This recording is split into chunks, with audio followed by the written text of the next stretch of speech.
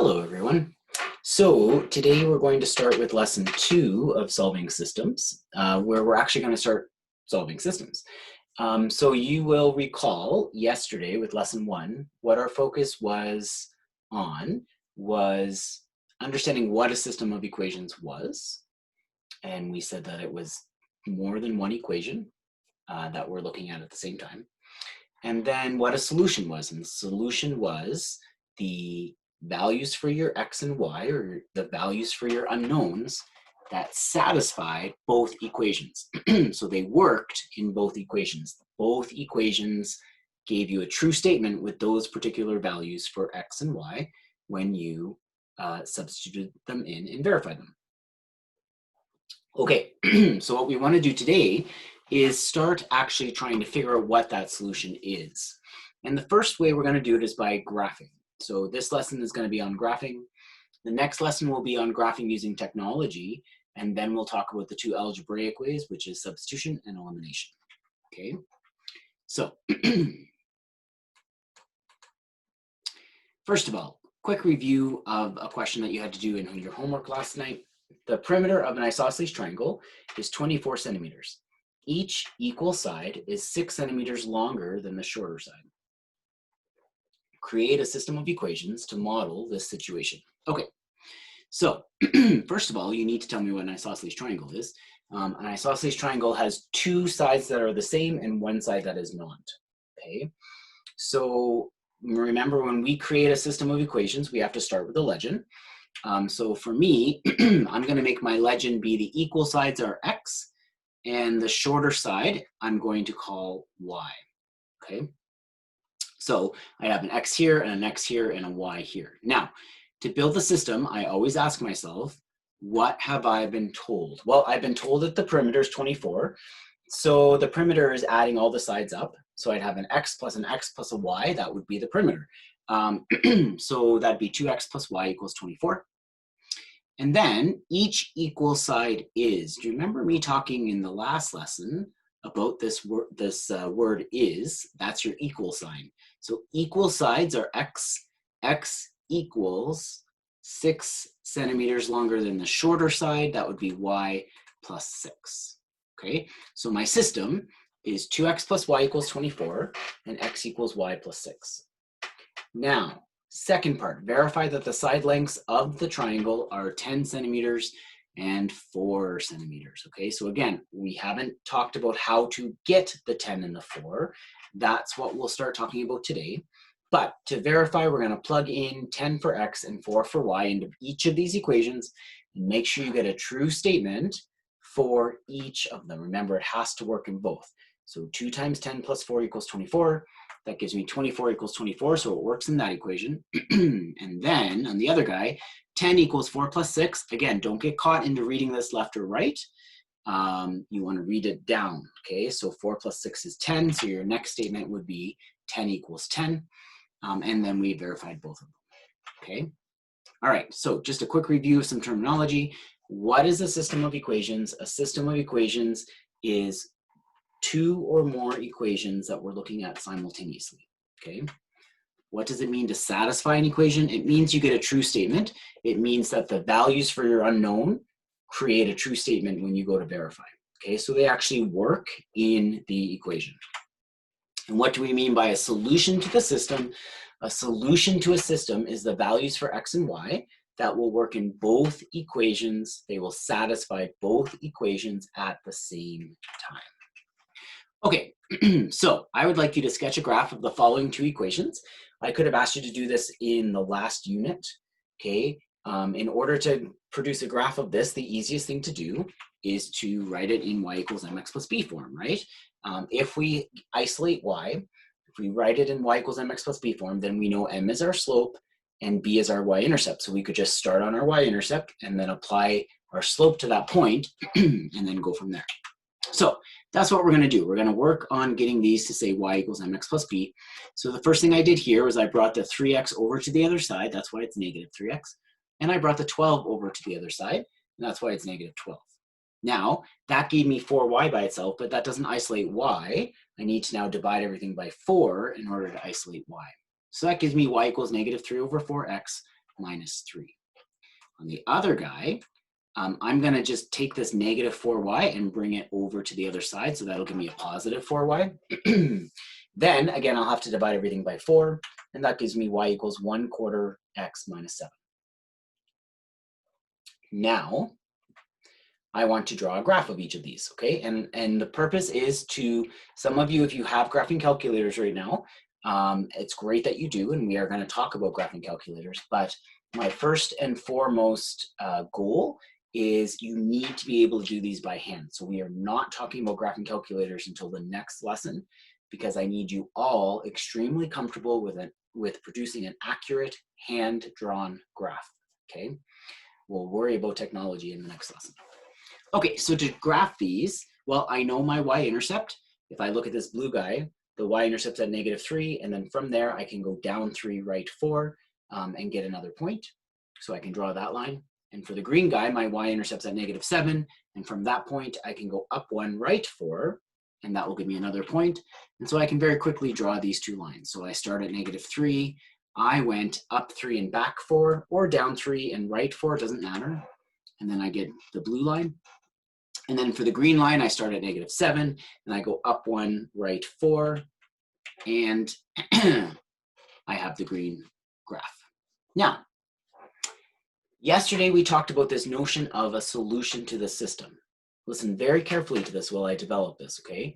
There are an infinite amount of solutions, or points, I should say, I guess for now.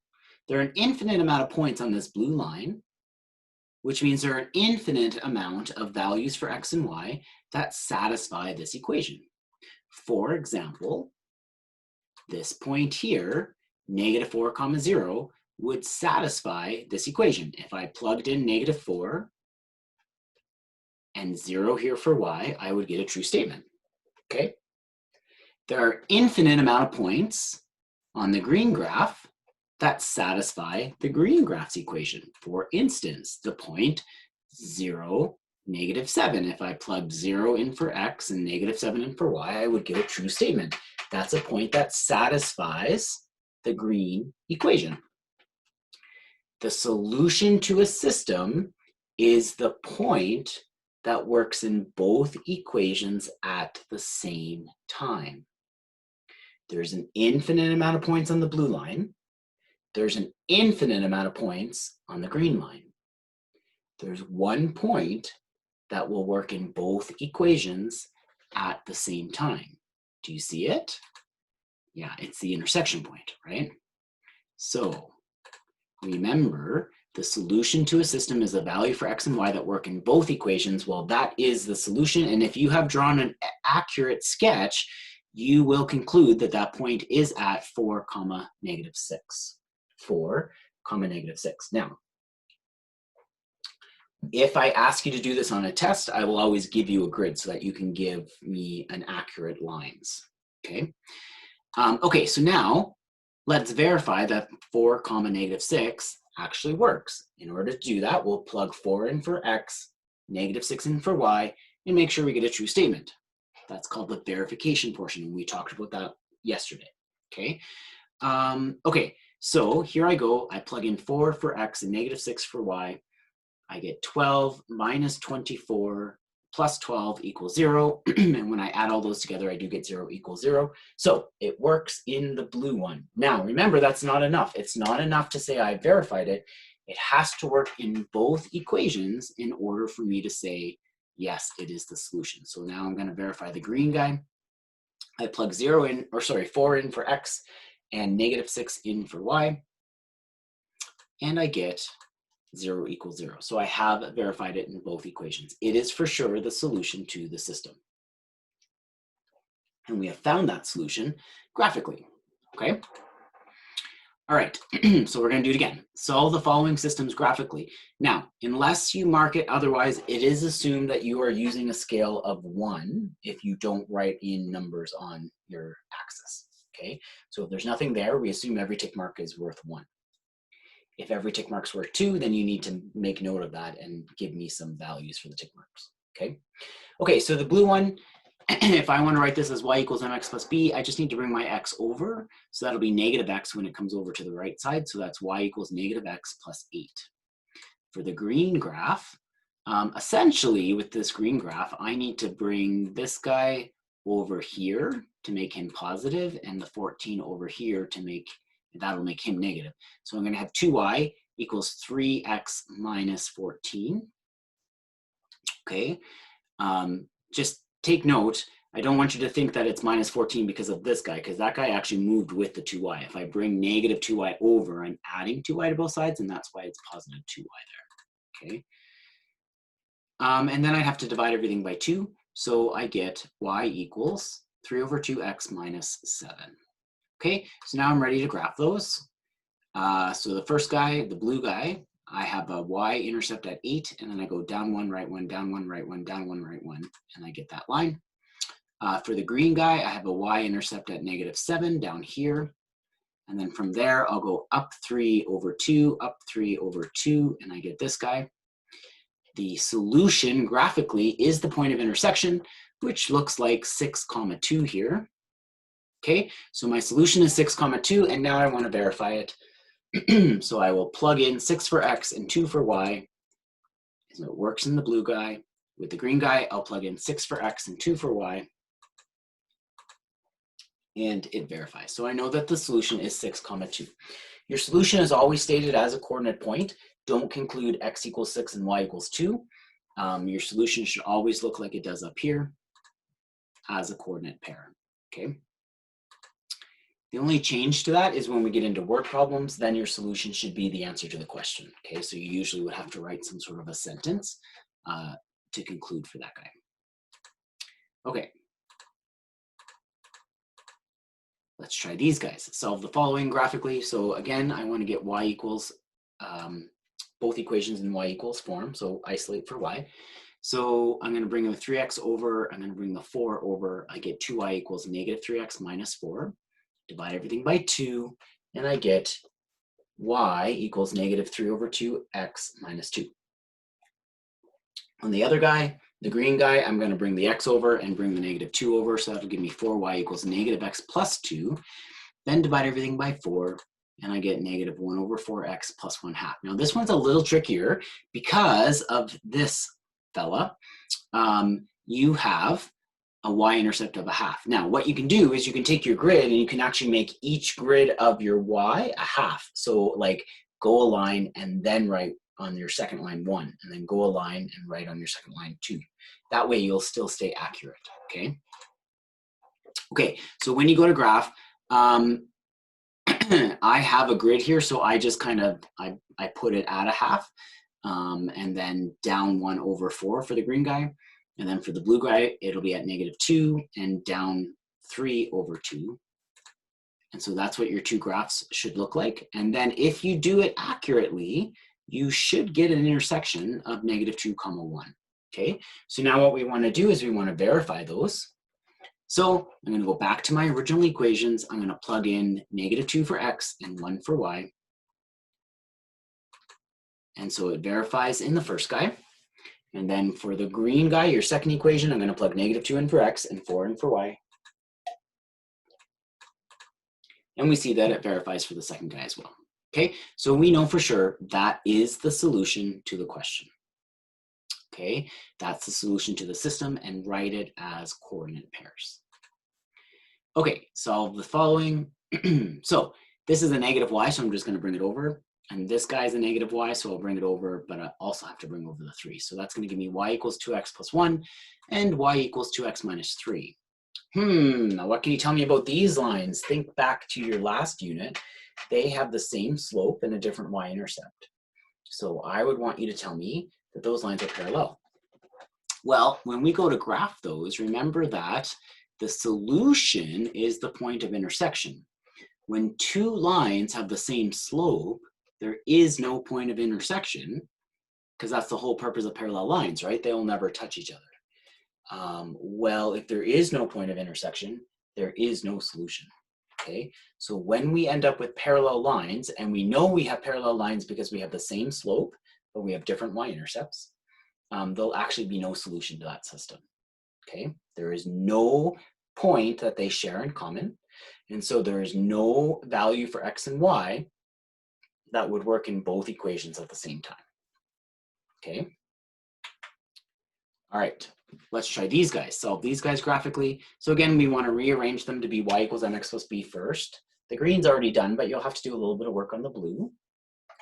Okay, so I brought my negative 2y over, and I brought my 8 over, and I get 2y equals x minus 8. Divide everything by 2, and I end up with y equals 1/2 x minus 4. Now, what do you notice about these two? They're actually the same. Well, think this through when I go to graph it. Okay, here, let's go. Let's graph it together. The blue guy, I start at negative 4, and I have a slope of 1 over 2, so it'll look like that. But now, watch very carefully. When I graph the green guy is right on top of the blue guy. Now, we said that the solution is the point that's common to both lines. What's the point that's common to both of these lines? All of them. Well, how many points are on a line? There are an infinite amount of points on a line, and so there are an infinite amount of solutions. Okay, so if we end up with two equations that actually are the same equation, there would be an infinite amount of solutions. Okay, all right, so that kind of neatens itself up in this table here. 3 different types of lines that we are going to look at. First of all, intersecting lines. That means their slopes are different. The y-intercept doesn't matter. It doesn't matter whether they're the same or whether they are different. If the slope is different, you'll always have one solution, okay? As long as the slopes are different, the 2 lines will intersect each other once, okay? Now, if I have 0 solutions, that's because I have parallel lines.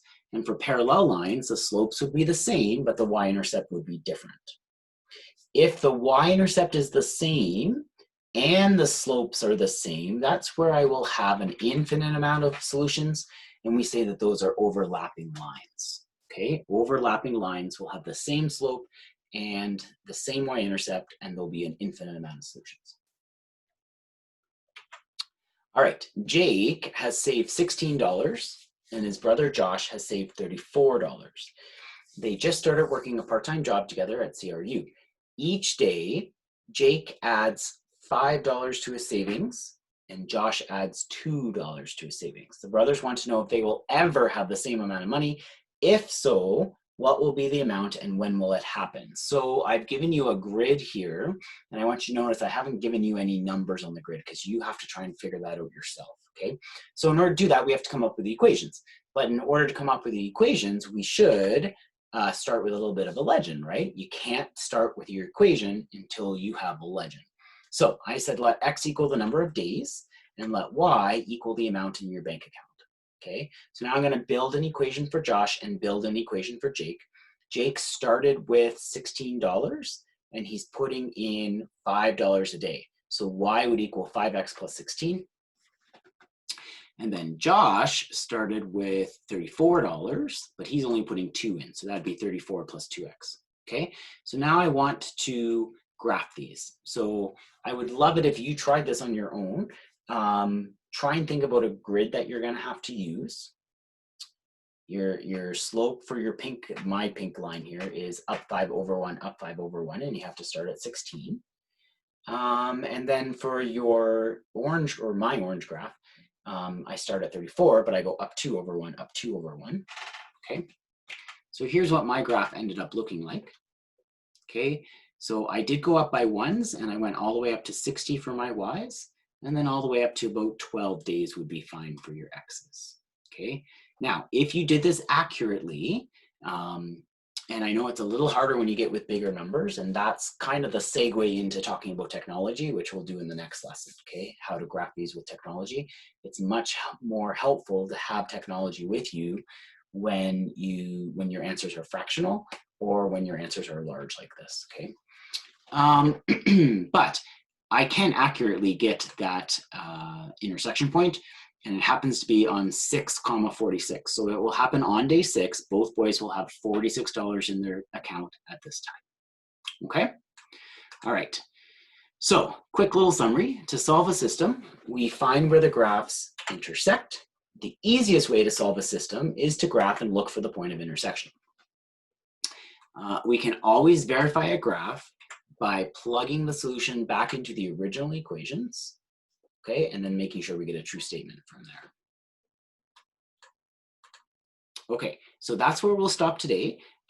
Next lesson will involve still graphing, but using graphing technology. So I'll walk you through whether you have a Casio or whether you have a TI. I'll walk you through the buttons that you want to press on that. Even if you don't have a graphing calculator, it's still an important lesson because we're going to talk a lot about, again, that algebraic process of isolating for y, and that's still something you're going to have to review.